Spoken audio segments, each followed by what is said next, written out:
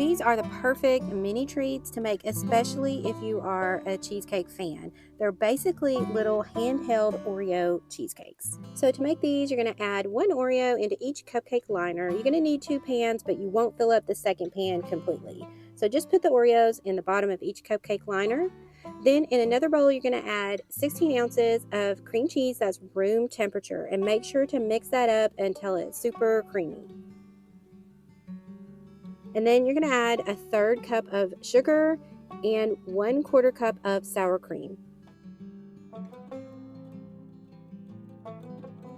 Then add in 2 large eggs and 2 teaspoons of clear vanilla extract. And I used clear vanilla so that it didn't add any additional color, but you can just use plain vanilla extract if that's what you have. Then just mix this up really well until everything is creamy. And then always take your spatula and scrape down the sides of the bowl and then mix again. Now you're going to add in 2/3 cup of crushed Oreos, and then just mix that in with a spoon or one of the silicone spatulas.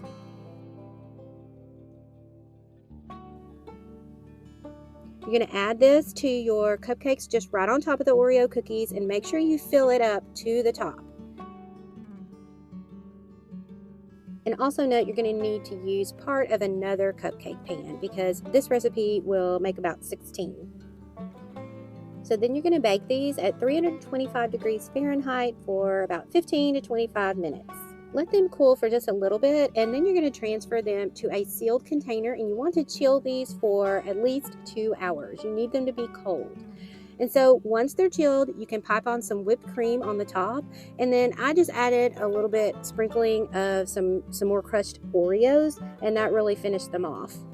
So these are kind of addicting. It's really hard to just eat one because they're so small, you kind of don't feel so guilty when you eat multiple. I hope you really enjoy these. Happy baking, and I will see you next time.